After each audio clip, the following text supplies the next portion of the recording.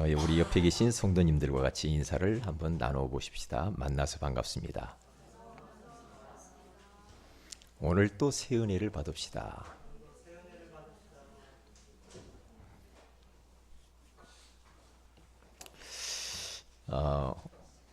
하나님께서는 우리에게 신앙생활의 발판 10가지에 대하여서 말씀을 하고 계십니다.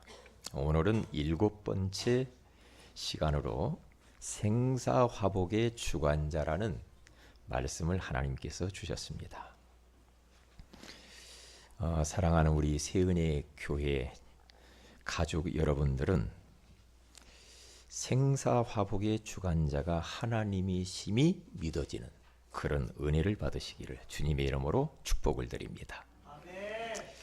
우리가 사는 것과 죽는 것, 불행한 것과 행복한 것을 주관하시는 분은 하나님이십니다.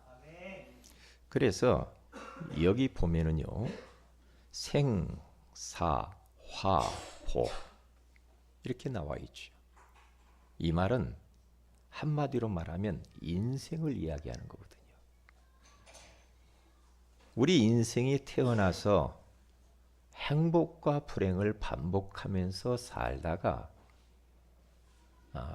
이제 하나님이 오라고 하시면 이제 하나님께로 가는 그것을 표현을 하고 있는 겁니다. 그리고 주관자라고 그렇게 말을 했어요.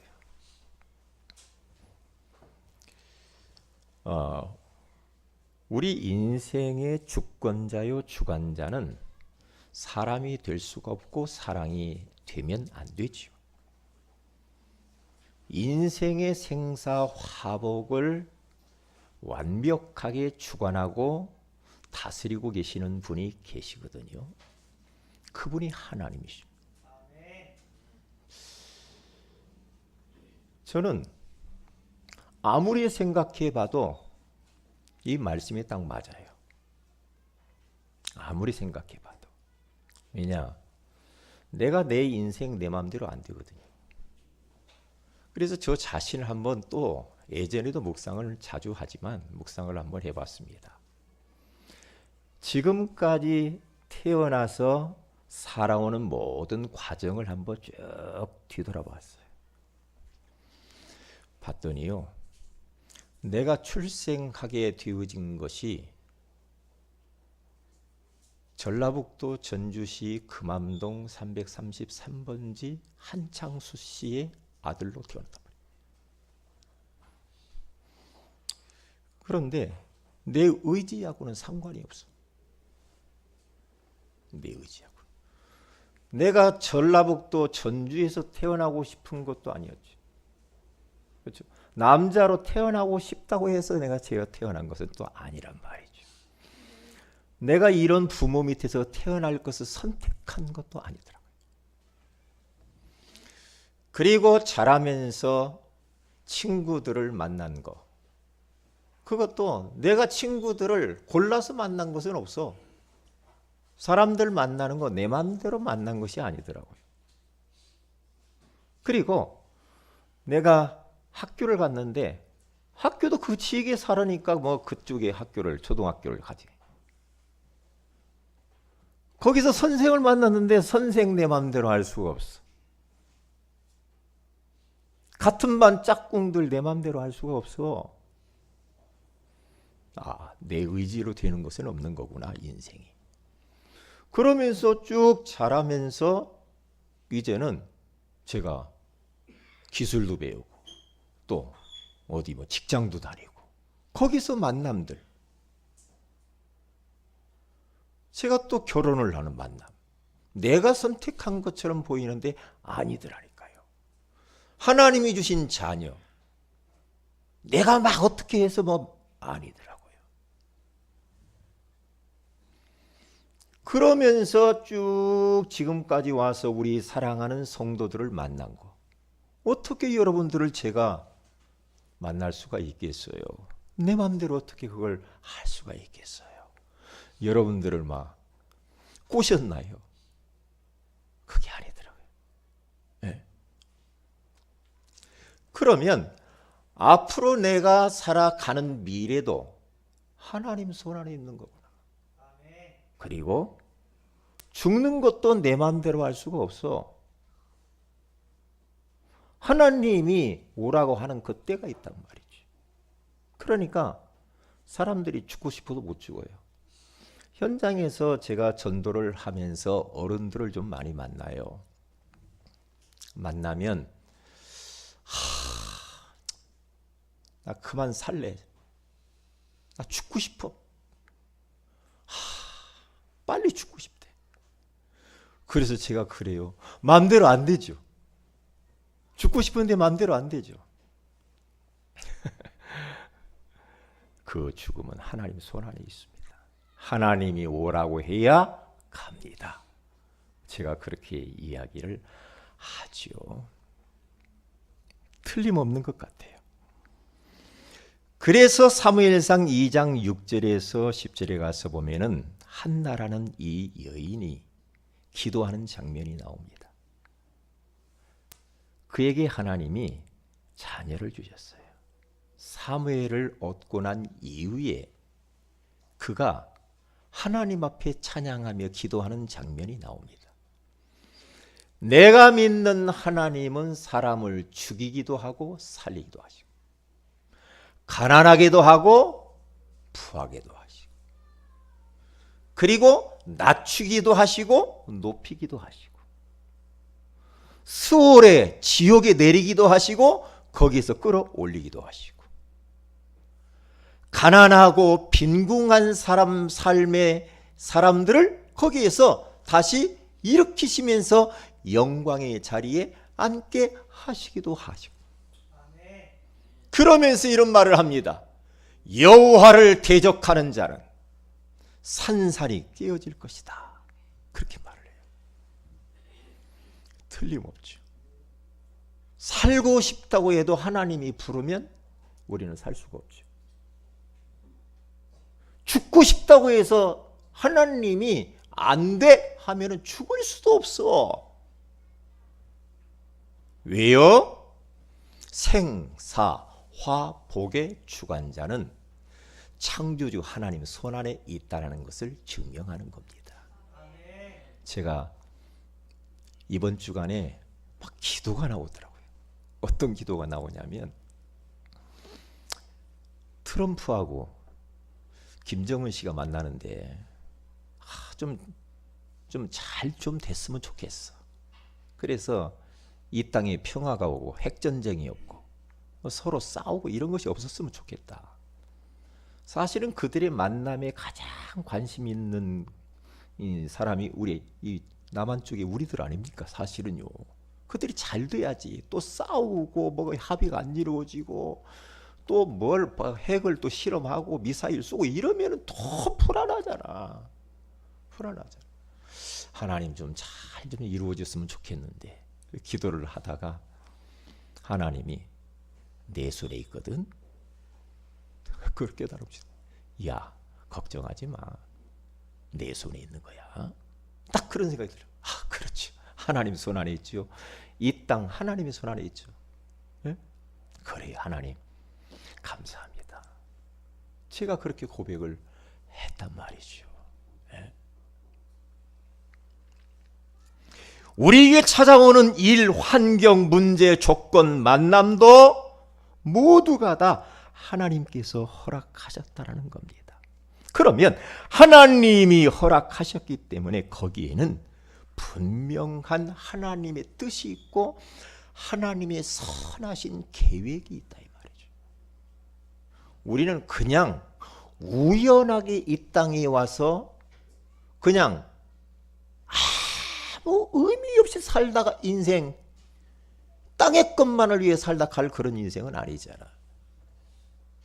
우리들은요. 그렇기 때문에 하나님이 나에게 허락하실 때에는 거기에 하나님의 심호한 선한 계획들이 다 있는 겁니다.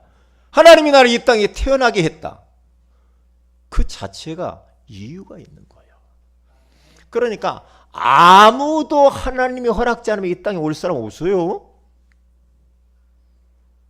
아무도요. 그렇죠. 그러니까 모든 사람들은 그 사람이 지 고하를 막론하고 남녀노소를 불문하고, 그렇죠? 사람들은 너무 소중하고 귀한 겁니다. 너무 귀해요. 응? 우리 옆에 있는 분 인사합시다. 성도님은 소중한 사람입니다. 웃으면서 해봐요. 성도님은 소중한 사람입니다.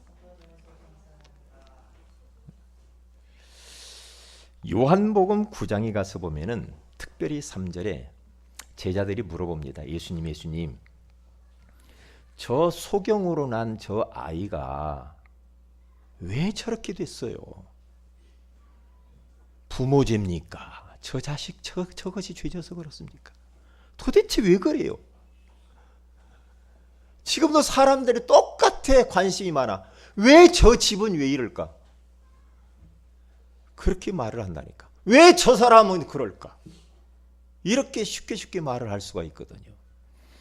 그때에 우리 예수님께서 제자들에게 말씀을 줍니다. 그 부모 죄도 아니고 그 아이의 죄도 아니야. 하나님이 그 아이를 통해서 하시고자 하는 일이 있는 거거든. 하나님의 계획이 있어. 그게 정확한 답이죠. 우리 마음속에 누구를 보면 죄져서 그러지, 이렇게 생각하면 큰일 납니다. 그게 율법이라는 거예요. 율법은 사람을 죽이는 겁니다. 그랬으니까 그렇지, 이런 말 틀린 말이에요. 그렇게 가면 안 돼요. 따라서 합시다. 하나님이 하시고자 하는 일이 있다. 아멘. 그래서 예수님이 그 어린아이를 침을 택 뱉어가지고 진흙을 이겨가지고 그 아이의 눈에다가 쫙 발라주시잖아요. 발라요. 발라가지고 그 아이한테, 야, 저 실로암이라는 물가에 가서 눈을 씻어라. 그러면 보게 될 거야. 그리고 가서 씻었더니 눈이 뜨여버렸어요. 눈이 뜨이니까 이제 그것을 보고 사람들이요, 아니, 이 사람이 옛날에 구걸하던 사람이 아니요, 옛날에 소경으로 있던 사람인데 왜 이렇게 지금 눈이 이렇게 뜨고 왜 이러지? 그러니까 궁금해하니까, 너 진짜 맞아? 사람들이 물어봐. 너 옛날 그 구걸하던 애, 너 소경이었던 네가 진짜 맞아? 그러니까 이 아이가 뭐야? 그래, 맞거든? 그렇게 말해. 내가 맞아. 그러면서 내가 소경으로 있다가 예수님을 통하여서 내 눈이 고침받았거든. 증인이 된 거죠. 전도자가 된 거죠. 그것으로 인하여서 그 주변의 동네가 들썩들썩합니다. 많은 사람들이 그걸 통하여서 예수님께로 돌아오고 구원의 역사가 일어나게 되는 줄로 믿습니다. 왜요? 하나님이 그걸 통해서 하시는 일이 있다니까. 이게 쉽게 생각하면 안 돼. 네? 안 된다니까요.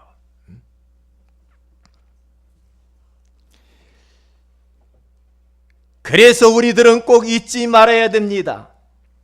이러한 생사화복의 주관자가 하나님이라는 사실을 우리가 모르게 되어지면 현실 앞에서 절망하고 낙심하게 되고 풀이 꺾이고 원망할 수가 있다.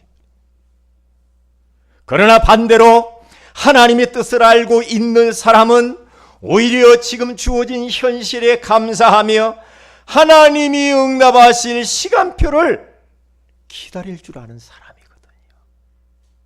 좀 기다릴 줄도 알아야 돼. 너무 조급하면 안 돼.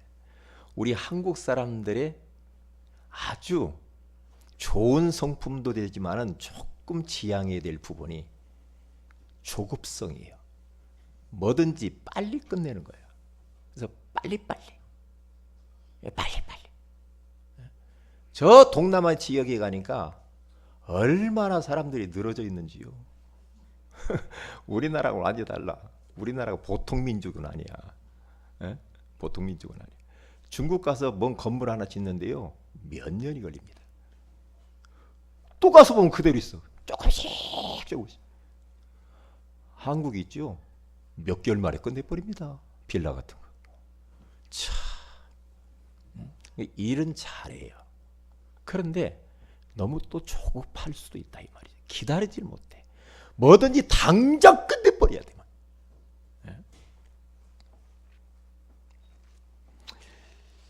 우리 세은혜교회 모든 성도 여러분들은 생사화복의 주관자는 사람이 아니고 인간의 노력이나 우연이나 재수가 없어서 우리의 삶의 모든 것들이 일어나는 것이 아니라 전능하신 하나님이라는 사실을 100% 인정하고 믿어지는 은혜를 받으시기를 주님의 이름으로 축원을 드립니다. 그래서 저는 바울의 고백을 이해가 가더라고요. 고린도전서 15장 10절에 가서 보니까 바울은 이렇게 말합니다. 그 잘난 사람 아니요. 잘난 사람. 그런데 그가 뭐라고 고백하느냐. 나의 나된 것은 하나님의 은혜로 되었다. 참, 내가 지금까지 살아온 거, 살아가고 있는 거, 살아갈 것이 모든 것이 다 하나님의 은혜라는 고백을 해요. 이 말이 딱 맞아요. 우리가 여기 와서 앉아서 예배 드리는 것도 하나님의 은혜입니다. 은혜 안 주시면 여기 못 옵니다. 못 옵니다. 이 모든 것들이 하나님이 허락했기 때문에 일어나는 겁니다. 그러니까 참새 한 마리가 땅에 떨어지는 것도 하나님이 허락지 않으면 떨어지지 않는다고 하잖아요. 우리 하나님은 얼마나 지식의 하나님이냐. 우리 머리털까지도 다 세고 계신대요. 오늘 머리 감고 딱 나오는데 몇 개가 빠졌고 몇 개가 붙어 있는가를 하나님 아신대. 그래서 하나님이야. 그래서 오늘 성경 본문에 가서 보면은 이 말씀을 여러분 묵상해 보면요, 진짜 얼마나 가슴이 뭉클하고, 하나님이 너무 가까이 와 있는 느낌이 막 드는 거 있죠. 그런 느낌. 이따가 한번 보십시오. 첫째입니다. 암과 흑암입니다. 암 중에 가장 무서운 암이 있는데 그게 무슨 암인 줄 알아요? 흑암입니다. 암보다 더 무서운 게 흑암, 사탄, 마귀, 귀신. 이 흑암이 무서워요. 흑암이요. 흑암은 의사도 못 고쳐요. 못 고친다니까. 흑암은 돈도 안 돼. 재벌도 안 돼. 지식인도 못 고치. 흑암을 꺾는 길은 오직 예수 그리스도밖에 없는 줄로 믿습니다. 그래서 우리는 생사화복의 주관되시는 하나님을 딱 믿으면, 진짜 믿으면 우리는 건강하게 살다가 마지막도 편하게 하나님께 갈 수가 있어요. 안 믿어지면 이제 고생하는 거야. 안 믿어지면은 누구 땜시 내가 기분 나쁘고 힘들고 내가 너를 잘못 만나가지고 내가 이 평생 고생하다 이렇게 나가잖아요. 아니거든요. 하나님이 하신 거거든요. 아멘입니까? 내 마음에 안 들어. 그것도 하나님이 허락한 거야. 그때 흑암이 꺾여요. 흑암이 도망가. 네? 지금은 웰빙 시대, 웰다잉 시대라고 말하지요. 잘 살자. 건강하게. 그리고 이제는 잘 죽는 것이 지금 키포인트라. 어떻게 하면 잘 죽을까? 예수 믿으면 잘 죽게 돼 있어요. 아멘? 어떤 분이 그러더라고요. 예수 믿는 사람은 얼굴 색이 달라. 얼굴 색이 다르죠. 그래서 제가 그랬어요. 죽을 때 보면 더 다르거든? 왜? 죽는 그 순간에요. 천국으로 문이 하늘의 문이 열리면서 천사가 영혼을 다 가지고 천국으로 입성하니까 와. 그런데 이 불신자들은요 벌써 악한 영이 사탄에게 끌려가지고 지옥의 뜨거운 불구덩이 속으로 들어가는 것, 그것을 보니까 막 얼굴이 막 인상 쓰고 그럴 수밖에 없어요. 그럴 수밖에 없다니까요.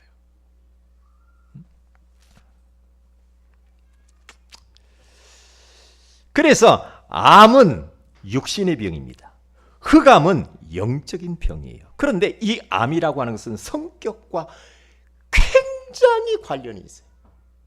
다시 말하면 몸이 막 너무너무 막 몸이 안 좋다 그런 분은 성격도 굉장히 영향을 미치는 겁니다. 성격 탓이 있어요. 성격. 예? 어떤 사람은요 막 조급형이 있거든요. 어떤 사람들 보면 제 동기 하나는 태평형이 있어. 아 그냥 좋아 그냥 하여튼 뭐 그냥 예? 태평형. 그런데 막 조급하고 막 긴장하고 예? 그런 사람들이 있다 이 말이에요. 그러니까 성격과 굉장히 밀접한 관계가 있기 때문에 이런 부분들을 우리는 조금만 우리가 조절을 하면 됩니다. 암이 오는 통로가 뭐냐? 부모에게서 선천적으로 유전적으로 물려받은 것들이 30%라고 합니다. 그리고 후천적으로 자라면서 환경과 습관에 따라서 막 먹는 거 막 있지요. 예? 자기 몸을 막 함부로 하고 막 이런 데서 이제 뭐 이렇게 암이 오는 게 70%입니다. 이게 지금 전문 의사에 대한 이야기예요, 이게요. 이번에 우리 선암병원에 가서 수요일 날 우리 유영주 목사님 같이 전도하러 다 갔단 말이죠. 이제 우리가 이번 캠프 때는 선암병원 아내를 좀 전도해야 되겠다. 이제 가서 이제 복음을 딱 전하는데 어떤 환자를 딱 만났는데 그분이 기업체의 이사래요. 이사로 있다가 아주 좀 사람들에게 존경받고 좀 이렇게 지위가 있는 분을 만났어요. 그런데 이 방광염이 와가지고 힘들어하는 분이더라고요.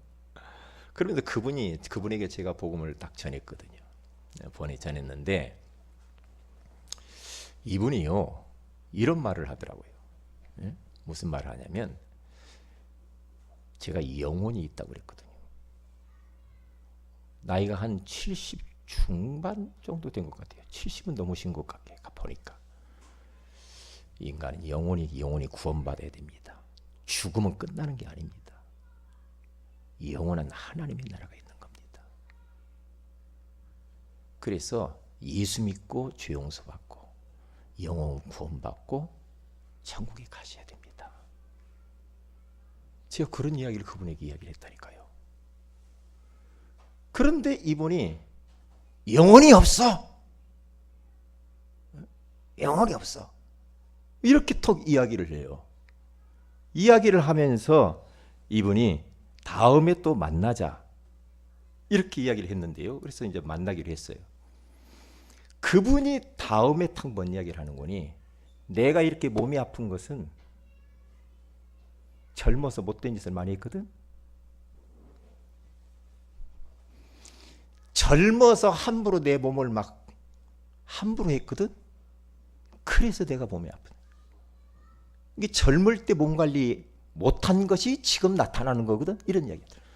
그 말이 맞죠. 젊어서 몸 관리 못 해놓으면은 나중에 나이 들면 나타나게 돼 있거든요. 그게요. 그래서 우리들은 이런 습관도 잘 조절을 해야 됩니다. 그래서 암에 잘 걸리는 유형 4가지가 있다.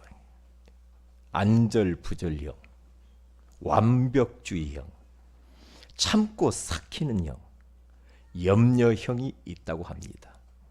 왜? 전문 의사가 암 잘 걸리는 사람들의 모습을 보니까 그들의 성품이 이 4가지로 나온 거예요. 암 잘 걸리는 사람. 저도 있거든요. 여기 속해 있더라고요. 저는 어떤 것 같으냐 봤더니 이게 복음 알고 많이 변했지만은 완벽주의형 성격에 조금 제가 가깝구나. 이렇게 제가 봤어요. 네, 그런 부분에. 네. 그런데 그러니까 늘 위장병에 시달렸어요. 저는. 신경성 위장병. 완벽하지도 못한 것이 완벽한 척 하려고 하니까 얼마나 힘들어요. 그러니까 막 스트레스도 많고. 네. 그러니까 막 자신의 실수도 용납 못할 뿐만 아니라 다른 사람의 실수는 더더욱 용납을 못하지. 지적하고 그렇게 돼요. 그런데 희한하죠. 성품도 완전히 바뀌는 건 아니지만은 복음으로 계속해서 뿌린다 보니까 제 성격이 조금 변하더라고요.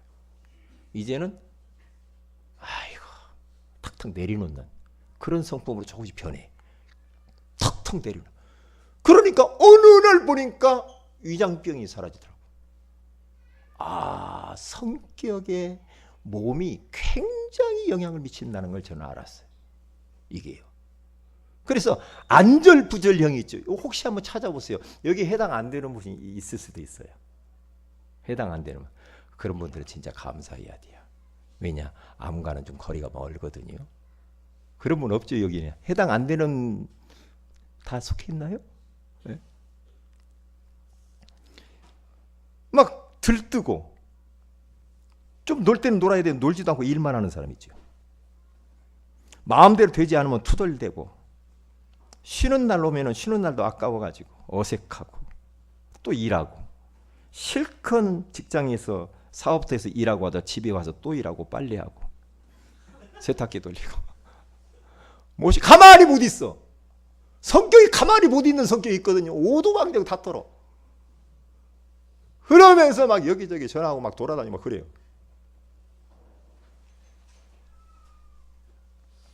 그러면서 어떤 분이 그래요. 집을 안 들어오고 막 돌아다니다. 역마 쌀겠나? 이런 사람은 췌장암에 걸릴 수가 있습니다. 췌장암은 진단이 안 나옵니다. 근데 어느 날 오면은 돌이킬 수가 없거든요. 완벽주의형 성격이 있습니다. 굉장히 이 사람들은 고지식하고 아까 이야기했던 대로 그대로입니다. 네? 그러니까 어떻게 보면 자녀, 배우자, 주위에 있는 사람들이 잔소리가 많고 간섭을 너무 많이 해. 제가 그래요. 양이 안 차 누가 하는 거 보면 꼭 뒤에 따라다니면서 다시 손봐야 돼. 그 있잖아요.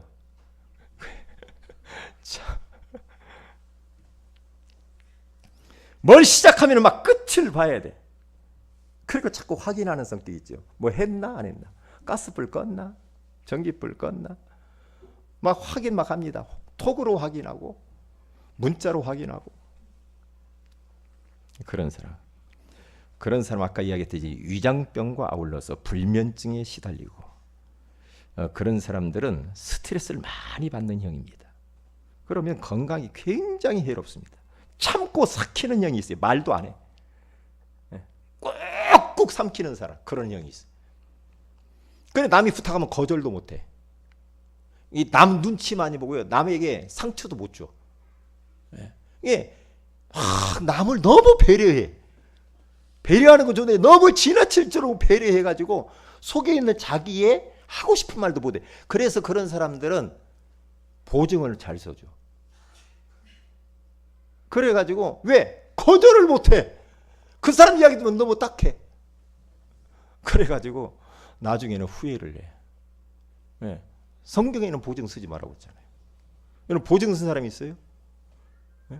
빨리 그것을 해결하시길 바랍니다. 그런 사람들, 그 자기 속마음을 누구한테 막 드러내도 못하고 꿍꿍합니다. 그러다가 어느 날 결정적인 순간이 오면 팍 폭발을 하면서 과거에 있던 게 싹 쏟아 나옵니다. 싹 나와버려. 이런 사람은 화병이 많고 뇌출혈이 굉장히 취약하고요. 심장 발작으로 사망할 수가 있는 확률이 높습니다. 그러니까 이게 속에 있는 건 너무 꾹꾹하지 말고요. 자꾸 이야기를 하세요. 이야기를. 누구한테? 이야기를 해요. 하나님께. 자꾸 이야기. 막 누가 열받겠습니까? 하나님께 와서 막 울고 하나님 그런 자식 때문에 너무 힘들어요. 그러면 하나님께 일러요. 다. 속에 있는 거 다 이야기를 해요. 사람 앞에 가족들에게 막 그 폭발을 다 해버리면 상처받는 게 그렇게 하면 안 되고 조금 참았다가 한쪽으로 화장실을 가든지 어디를 가든지 농속으로 들어가든지 이불을 덮고 하든지 그렇게 해가지고 꿍꿍 앓고 있으면 안 돼. 그걸 다 풀어내야 돼. 그래야 건강해요. 우리 성도들은 뇌출혈로 쓰러지는 일이 없으시기를 주님의 이름으로 축복을 드립니다. 그렇게 살지 마시라. 그리고 염려형이 있어. 염려가 많아. 왜 이렇게 염려가 많은지. 참, 오지도 않은 것을 가지고 미리 끌어당겨 가지고 가불로 염려하는 사람이 있어. 왜 그래요? 오늘 또 지금 힘들어 죽겠는데 미래 것까지 끌어와가지고 그렇게 될 것 같아? 그러면서 조그마한 일도 막 부풀려가지고 막 큰 것처럼 염려하고 막 그래요. 그리고 막 뭐 조금 몸이 어디 아프면 야 이거 큰 병 아니야 이거? 그러면서 막 병원을 수시로 막 찾아다니면서 그걸 꼭 확인을 해야 되는 염려요. 그런 사람들이 있다니까요. 늘 그런 사람들은요 집안에 약봉지가 많아요. 약봉지가 많아. 그러면 안 되거든. 복음 집중하고 복음 누리게 되면은 약봉지가 사라지더라고. 아니 옛날 어느 집사님이 목사님 제가 딱 갔는데 약봉지가 벽에 쭉쭉 걸려 있어 봉다리가. 근데 복음 받고 목사님이 약봉지가 없어졌어요 그러더라고. 우리 성도들 약봉지 없죠. 응? 약 너무 좋아할 것도 없죠. 예. 자, 그래서 우리들은 이제 생사화복의 주관자 되신 하나님을 그냥 딱 믿으면 돼요. 안 믿으니까 자꾸만 이런 성격이 드러나는 거거든요. 그래서 네 가지를 염려하지 말라고 그랬어요. 뭘 염려하지 말라고 했냐? 첫째는 뭘 염려하지 말라고 했죠? 에? 첫째 뭘 염려하지 말라고 그랬어요? 네 가지 이야기 있죠. 돈 걱정하지 말라. 돈 좋잖아요. 돈 걱정하지 마라. 두 번째는 자식 걱정하지 마. 어떤 분은요. 하나님이 자식도 주관자가 되시는데 막 자식이 주관자가 막 자기가 돼가지고 자기 권위로 막 이렇게 이것도 안 돼. 그 다음에 뭘 걱정하지 말라고요? 미래 걱정하지 말아라. 미래. 그리고 건강 걱정하지 마. 걱정하지 마라 이 말이야. 그냥 완전 믿음으로 사시기를 주님의 이름으로 축복을 드립니다. 하나님이 어련하시겠어요. 하나님은 살아계시거든요. 지금 이 자리에 와 계시거든요. 우리 안에 와 계시는 줄을 믿습니다. 걱정하지 마세요. 잘 점검을 해야 돼요. 뭐가 막 불안하고 염려가 많고 막 걱정이 많고 이러면요. 내가 지금 하나님 말씀에 이거 하지 말라고 그랬는데 이거 하고 있는데 그러면 깨닫기만 해도 돼요. 잘못하고 있구나. 그러면서 턱 그걸 내려놔 버려요. 그러면 여러분 턱 내가 주님께 내려놓습니다. 그러면 그때요 마음에 벌써 탁 얼마나 마음에 안식이 찾아오는지 몰라. 그리고 자유해요. 편안히 찾아와. 그렇게 한번 해보세요. 그거 보세요. 암과 흑암을 이기는 방법이 있다라고 그랬어요. 차관 육신적으로요 우리가 건강하려면 암을 예방하기 위해 체온을 높이는 게 중요합니다. 우리 몸 체온이 36.5도인데 거기 체온에서 조금만 우리가 이게 떨어지면 안 돼. 몸이 따뜻해야 돼. 몸이 따뜻해야 돼. 몸의 체온이 떨어지면 암세포가 막 갑자기 막 이게 증식합니다. 그렇거든요. 그런데 36.5도에서 37도 정도 딱 되면은요 암이 활동을 못합니다. 암을 잡아먹는 그 세포들이 더 왕성하게 더 활동하게 돼 있어요. 그러면 되는 거죠. 그러면 되는 거예요. 네? 그렇기 때문에 우리들은 어떻게 하면 내 몸을 좀 따뜻하게 할 수 있을까? 체온을 높이면 되는데 운동입니다. 운동해야 돼요. 그래서 운동할 때 이 몸 안에 있는 피가 온몸에 확 돕니다. 몸이 따뜻해집니다. 그러면 암세포가 죽어요. 몸이 따뜻하면. 응? 그러니까 여러분들은 몸을 따뜻하게 하는 게 키인데 자꾸만 찬 것 잡수시면 안 됩니다. 찬 것 잡수면 안 돼요. 그게 냉장고에다가 물 넣어놓고 찬물 막 들이키는 것은 그것은 암을 부르는 행위입니다. 절대 그렇게 하면 안 됩니다. 따뜻한 물 먹어야 됩니다. 약간 미지근한 물. 그렇게 잡수셔야 돼. 막 얼음 잡수고, 막 아이스크림 막 잡수고, 막 찬 거 막 너무 그런 거 별로 안 좋아요. 따뜻한 거 잡숴야 돼.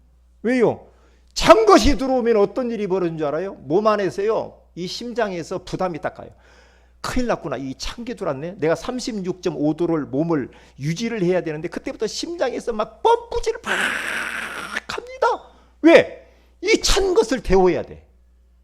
그러니까 몸의 장기들이 굉장히 몸 안에 내 속에서 괴로워하는 겁니다. 왜? 그 체온을 유지하려고 하니까 심장에서 얼마나 부담을 갖겠냐 이 말이에요. 따뜻한 거 잡숴야 돼. 네? 따뜻한 거. 호흡기도 해보세요. 호흡기도.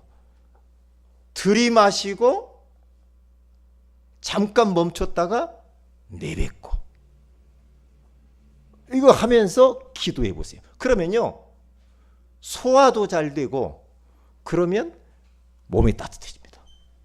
해보시라니까. 반신욕. 하여튼 이러한 것들을 통해서 몸의 체온을 높이는 게 중요합니다.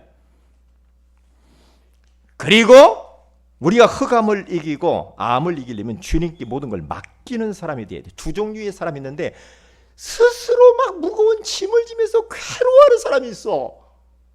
스스로 막 그렇게 무거운 짐을 혼자 다 지고 그렇게 힘들어하는 사람이 있다니까요. 그런데 어떤 사람은요, 하나님께 턱턱 맡기면서 편안하게 사는 사람이 있어요. 저희 집사람하고 저하고 다른 게 저희 집사람 별로 염려를 안 해요. 네. 하나님이 그냥 다 할 건데 뭘 그리 염려. 근데 나는 뭐 조금만 저기 하면 염려가 되기도 하고 그러더라고요. 그럴 때마다 턱턱 내려놓습니다. 턱턱 내려놔요.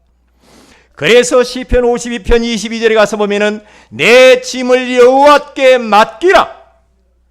그가 너를 붙드시고 의인의 요동함을 영원히 허락하지 아니하시리로다. 마태복음 11장 28절에 가서 보면 수고하고 무거운 짐진 자들아 다 내게로 오라. 내가 너희를 쉬게 하리라. 수고하고 무거운 짐진 자들아, 더 이상 그것 때문에 버겁게 인생 살지 마라 이 말이요. 맞지도 못하려면서 하지도 못하려면서 죽게 맡겨라 이 말이에요. 내가 짊어지고 있는 거 하나씩 하나씩 다 벗겨가지고 주님께 다 내려놓으시면서 홀가분하게 건강하게 사시기 바랍니다. 네? 그래서 이 시편 68편 19절에 가서 보니까 날마다 우리 짐을 지시는 주 곧 우리의 구원이신 하나님을 찬송하리로다. 날마다 우리의 짐을 지시는 좋으신 하나님, 얼마나 참 감사합니까? 감사하잖아요. 큰 두 번째입니다. 모든 것은 하나님의 손에 달려있는 겁니다. 오늘 성경 본문에 가서 보세요. 여호와여 주께서 나를 보셨으므로 나를 아시나이다. 다윗이라고 하는 사람은 지금 이렇게 말합니다. 여호와께서 나를 살펴보셨으므로 나를 아신대요. 주께서 내가 앉고 일어섬을 아시고 멀리서도 나의 생각을 밝히 아신대요. 3절 같이 읽습니다. 3절, 4절, 5절 같이 읽습니다. 시작. 나의 모든 길과 내가 눕는 것을 살펴보셨으므로 나의 모든 행위를 익히 아시오니 여호와여 내 혀의 말을 알지 못하시는 것이 하나도 없으시니이다. 주께서 나의 앞뒤를 둘러싸시고 내게 안수하셨나이다. 그렇게 말합니다. 그러면서 6절에 이 지식이 내게 너무 기이하니 높아서 내가 능히 미치지 못하나이다. 내가 주의 영을 떠나 어디로 가며 주의 앞에서 어디로 피하리까? 내가 하늘에 올라갈지라도 거기 계시며 스올 지옥에 내 자리를 펼지라도 거기 계시니이다. 내가 새벽 날개를 치며 바다 끝에 가서 거주할지라도 거기서도 주의 손이 나를 인도하시며 주의 오른손이 나를 붙드시리이다. 아멘. 여기 가서 보면은요, 계속해서 다윗은 내가 계속 이야기를 합니다. 여기 통틀어서 보면요, 하나님은 무소부지하신 하나님이라 이 말이에요. 하나님은 모든 것을 다 아신대요. 아는데 살펴서 샅샅이 나를 알고 있대. 내 생각이 뭘 품고 있는 것도 알고 있대. 내 마음의 깊은 것도 다 알고 있대요. 그러니까 우리가 엉뚱한 생각할 수가 없어. 하나님 앞에 우리는 벌거벗은 모습처럼 보이죠. 우리는 사람 앞에 살면 안 되잖아요. 저는 이 말씀 묵상하는데요, 내 생각을 점검했다니까. 내 마음에 품은 것을 점검했어요. 회개했어요. 하나님, 내가 이런 마음과 이런 생각을 가지고 있는 하나님 아셨는데 죄송합니다. 회개합니다. 이건 하나님이 원하는 마음이 아닙니다. 회개했다니까요. 하나님이 다 하신대. 여기 딱 보니까 하나님 무소부지하신 하나님.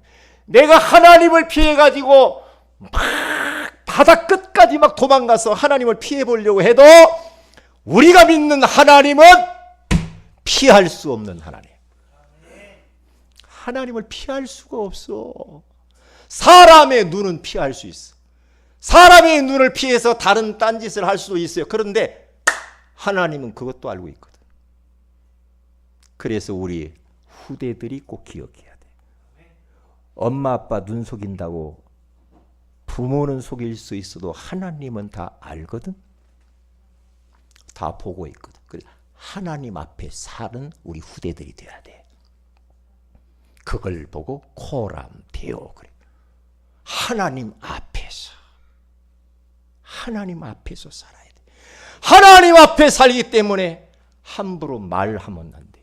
하나님 앞에 살기 때문에 함부로 행동하거나 어떠한 하나님 뜻에 어긋나는 일을 하면은 안 되죠. 안 되게 돼. 안 되게 돼. 그래서 제가 미션을 드리겠습니다. 여러분 그 1절에서 10절까지 보면은 내가라는 말이 딱 나오는데 거기다 여러분의 이름을 집어넣어 가지고 이번 주간 묵상을 계속해 보세요. 저는 내가 다 썼어요. 내 이름을 갖다 계속 그 이야기를 하는 겁니다. 계속 뭐라고 하느냐? 1절만 봐도 여호와여 주께서 병철이를 살펴보셨으므로 병철이를 아시나이다. 주께서 병철이가 앉고 일어섬을 아시고 멀리서도 병철이의 생각을 알긴 하는데 밝히 아시오매. 지식의 하나님. 지식의 하나님. 그 하나님은 무소불능이 못하실 것이 없으시죠. 그래서 하나님이야. 그래서 그 하나님의 이름을 여호와라고 그래. 여호와라고 하는 이 말 뜻은 뭡니까? 스스로 계신 자. 이 땅의 인간들은 스스로 있을 수 있는 사람 아무도 없어. 그런데 하나님은 누구의 도움이 필요가 없는 스스로 존재하는 자. 그래 자존자라고 합니다. 그래서 그 하나님이 우리 아버지고 그분을 하나님이라고 하는 겁니다. 그걸 딱 믿어야 됩니다. 그걸 딱 믿어야 돼. 그럴 때에 우리는 암과 흑암을 우리는 정복하게 될 줄로 믿습니다. 그래서 생사화복.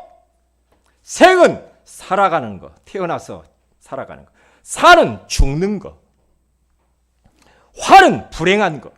복은 행복한 것을 말합니다. 큰 세 번째입니다. 그렇다면 100% 믿음을 갖고 사는 겁니다. 99%만 어정쩡하게 믿으면 안 됩니다. 100% 완전 딱 믿어버려야 됩니다. 그때에 성령이 역사합니다. 그때에 흑암이 꺾입니다. 어정쩡하면 안 됩니다. 99.9% 나는 믿어. 그것 갖고는 안 됩니다. 그 1%가 문제거든요. 그게 문제라. 그 0.1%가 문제야. 완전히 믿으시기를 바랍니다. 완전히 믿어야 됩니다. 우리가 믿는 하나님은 좋으신 하나님. 할렐루야. 하나님의 자녀에게 좋은 것만 줍니다. 좋은 것만 줘요. 잊어버리지 말아야 됩니다. 그래서 우리들은 이제는 틈을 주지 말아야 됩니다. 마음을 지켜야 돼요. 입술을 지켜야 돼요. 그렇죠? 그래서 마귀에게 틈을 주지 말아야 됩니다. 그래서 우리가 말을 할 때마다 은혜로운 말, 힘주는 말, 살리는 말, 답이 되는 말을 하고요, 틈을 주지 않기 위해서 계속해서 말씀 속으로, 기도 속으로, 찬양 속으로 하나님을 바라보며 집중을 해야 되는 겁니다. 말씀을 떠나서 살고 말씀의 흐름 속에 없으면 어떻게 됩니까? 틈을 열어놓고 사는 거예요. 이 말은 뭡니까? 집에 문 단속 안 하고 문을 다 열어놓고 사는 사람이 있어. 그러면 도둑놈이 왔다 갔다 하겠죠. 우리는 마음을 지키라고 그래. 그래서 잠언서 4장 23절에 가서 보니까 모든 지킬 만한 것보다 더욱 네 마음을 지키라. 생명의 근원이 이에서 남이니라. 마음을 딱 지켜야 돼. 마음을 열어놓고 사탄이 내 안에 들어와가지고 완전히 운동장처럼 그렇게 놀이터가 되도록 만들면 안 됩니다. 안 됩니다. 그리고 틀에 갇히면 안 됩니다. 사탄이 만든 오래된 틀들, 하나님을 100% 믿지 못하게 하는 틀, 지나간 과거 속에 묶이게 하는 틀, 고정관념, 선입견, 편견들에 갇혀가지고 이게요, 이 틀 박살내야 됩니다. 나를 힘들게 하는 거예요, 이게요. 이러한 잘못된 패러다임 깨버려야 됩니다. 깨버려야 돼. 계속 과거에 묶여 있어. 지금 현재 살기도 힘들어 과거에 묶여가지고 그렇게 살면 안 돼요. 생사화복의 주관자 되시는 그 하나님을 완전히 믿으시기를 주님의 이름으로 축복을 드립니다. 결론입니다. 조장 사역자 수련회를 놓고 기도하시기 바랍니다. 은혜 받고 답을 얻고 진짜 사역자의 응답 받을 수 있는 그런 준비하는 기회가 되기 위하여 충계되신 방에 가문과 그 지역의 흑암이 담으로 생명구원의 역사, 가문의 영적 대물림이 완전히 꺾이고 성취될 말씀을 주시고 하나님 나라가 임하게 하옵소서. 제1차 세은의 전도 캠프를 놓고 기도해 주시면 감사하겠습니다. 우리 다 같이 한번 기도합니다. 말씀 붙들고 기도해야 되겠습니다. 생사화복의 주관자, 그건 사람이 아니고 부모가 아니고 하나님이라고 알게 해주신 것을 감사합니다. 이제는 암과 흑암에 우리가 노출되지 아니하고 이길 수 있는 방법은 오직 우리가 이제 모든 것을 주님께 다 내려놓고 맡기면서 살라고 알게 하신 것을 감사합니다. 그리고 모든 것은 하나님의 손에 달려있음을 100% 믿는 믿음을 가지고 틈주지 말고 틀에 갇히지도 말고 우리가 전도자의 삶을 살면서 건강하게 살다가 제자를 남기고 하나님 앞에 서게 하옵소서. 우리 다 같이 한번 기도합니다.